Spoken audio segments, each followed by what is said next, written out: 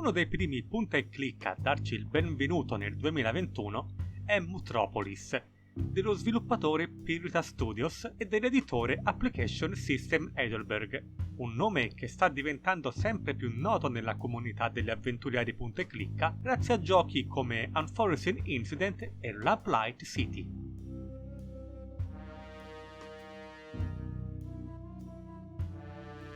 In seguito ad uno spaventoso cataclisma avvenuto quasi 3 millenni fa, l'umanità ha lasciato la Terra verso Marte e ora, nell'anno 5000, il pianeta natale dell'umanità è un luogo selvaggio e inospitale. Tutte le più grandi conquiste della Terra sono storia antica, leggende che interessano solo archeologi e accademici. Henry Dijon è uno di quegli archeologi che hanno lasciato Marte per scoprire questi antichi tesori e durante una spedizione per trovare prove della città perduta di Mutropolis, proprio quando una prima reale prova sembrava essere stata finalmente trovata, il professor Totel venne rapito e le cose iniziano a prendere una piega decisamente strana. Tocca quindi a Henry e ai suoi amici ritrovare il professor Totel e magari anche la leggendaria città.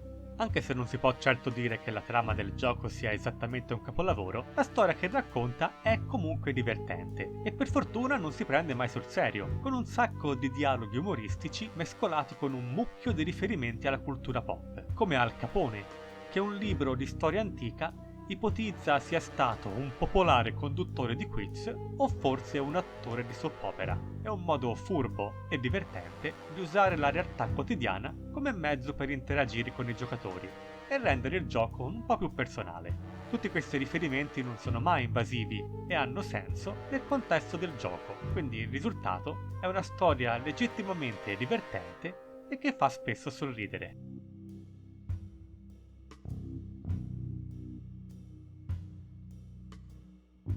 Fondamentalmente Mutropolis non è diverso da altri punta e clicca, non cerca quindi di reinventare la ruota, ma la usa nel modo consono.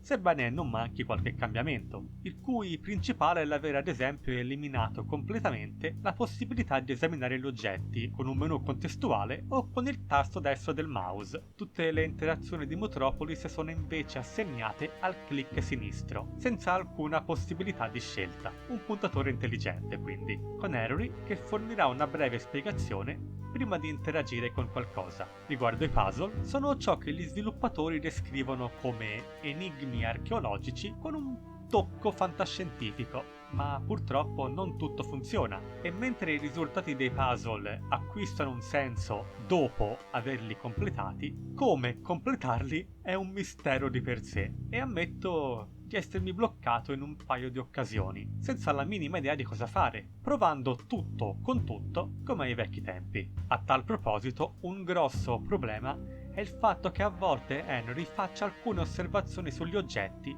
solo al primo click, senza più ripeterli, il che significa che è possibile perdersi alcune informazioni importanti per proseguire, costringendo così ad andare appunto a caso. A seconda quindi di quanto si rimane bloccati, i giocatori avranno bisogno da un minimo di 8 a direi un massimo di 14 ore per raggiungere il finale.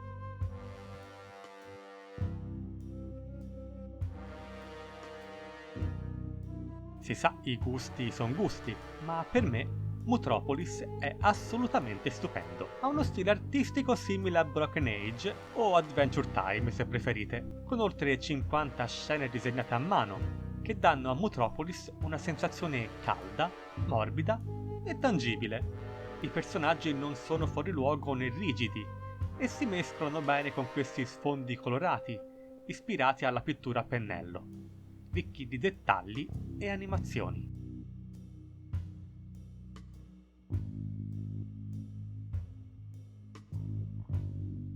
Purtroppo è difficile non notare la mancanza di una colonna sonora all'altezza. La musica del gioco non è proprio pessima, ma generalmente dimenticabile, senza alcuna traccia che si lasci ricordare. Per fortuna Mutropolis presenta un cast vocale inglese capace, con alcuni bravi attori che danno vita ai personaggi, utilizzando all'occorrenza anche accenti e cadenze varie, tra cui spicca quello British. Ottimo il lavoro svolto sui testi in italiano.